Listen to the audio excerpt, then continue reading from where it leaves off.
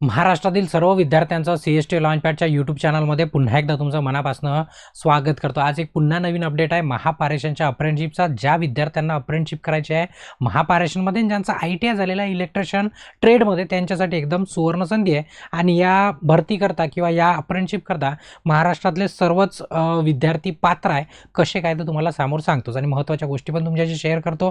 पण त्यापूर्वी जर तुम्ही चॅनलवरती नवीन असाल तर आठवणीने चॅनलला सबस्क्राइब करा आणि बेल आयकॉन दाबून ऑल नोटिफिकेशन ऑन करा, जेणेकरून जेव्हा केव्हा या प्रकारचा काही अपडेट असला तर तुम्हाला त्याचं नोटिफिकेशन यायला। ठीक आहे, नेमकी अप्रेंटिसशिप कुठची आहे तर महापारेषणमधली आहे। ज्या विद्यार्थ्यांचा ITI झाला आहे आणि खास इलेक्ट्रिशियन या ट्रेडमध्ये, तेही लोकेशन कुठचं आहे अकोला मंडळातील आहे। आणि एकूण पदे जर बघितले तर 50 पदे आहे। त्याची तुम्हाला डिटेल पण सांगतो। आता हा फॉर्म दोन पद्धतीने तुम्हाला अप्लाय करायचा आहे, एक ऑनलाईन पद्धतीने आणि एक ऑफलाईन पद्धतीने। त्यासाठी तुम्हाला लागणार लिंक आणि तुम्हाला लागणार PDF फॉर्मसाठी, फॉर्म प्रिंट करण्याकरता, कारण त्याला ऑफलाईन पण सेंड करायचं आहे।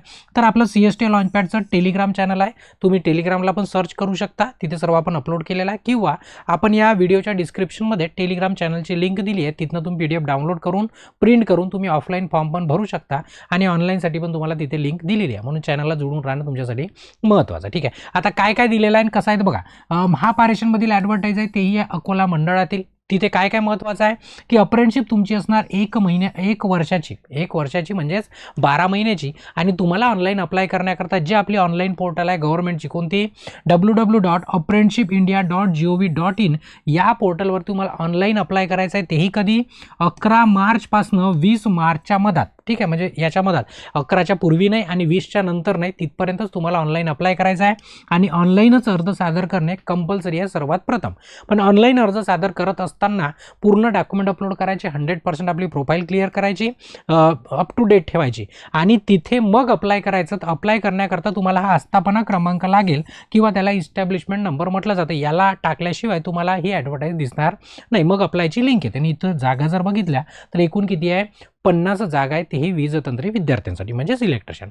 आता शैक्षणिक अर्हता काय असलं पाहिजे, तुमचं माध्यमिक शालांत परीक्षा तुम्ही उत्तीर्ण असले पाहिजे, म्हणजेच तुमचं 10वी किंवा SSC झालेलं असलं पाहिजे। सोबत त्याच्या तुमचं NCVT नवी दिल्ली, म्हणजेच तुमचं NCVTचं तुमचं सर्टिफिकेट असलं पाहिजे। कशाचं, ITIचं, तेही वीजतंत्री। मग तो ITI तुमचा प्रायव्हेट असो किंवा गव्हर्नमेंट असो, पण तुमचं सर्टिफिकेट NCVTचं असलं पाहिजे। SCVT ते चालणार नाही आणि इलेक्ट्रिशियनच फक्त दुसरा ट्रेड चालणार नाही।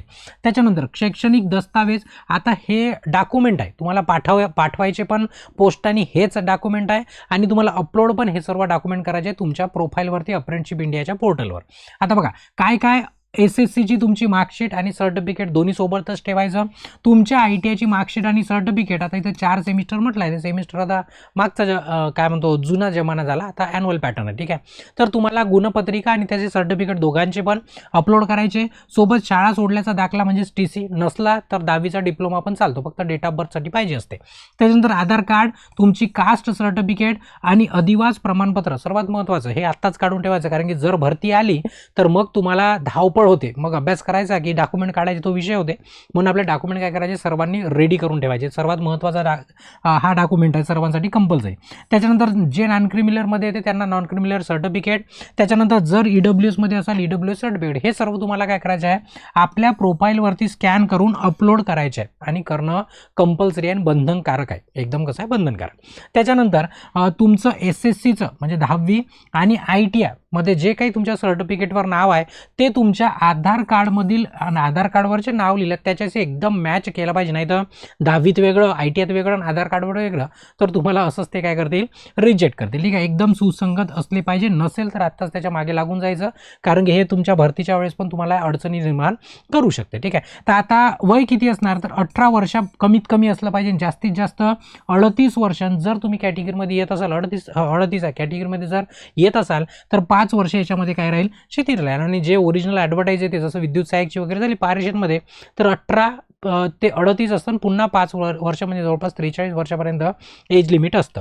आता याच्यामध्ये सिलेक्शन कसं होणार तर तुमचं SSCचे पर्सेंटेज म्हणजे 10वीचे आणि तुमच्या ITIचे पर्सेंटेज या दोघांचे 50-50 केली जाईल, त्याची सरासरी काढली जाईल आणि मग त्याच्यानुसार तुमचं काय केलं जाईल, सिलेक्शन केलं जाईल। ठीक आहे, आता तुम्हाला कागदपत्रे माहीत झाले, बाकीच्या अटी पण माहीत झाल्या।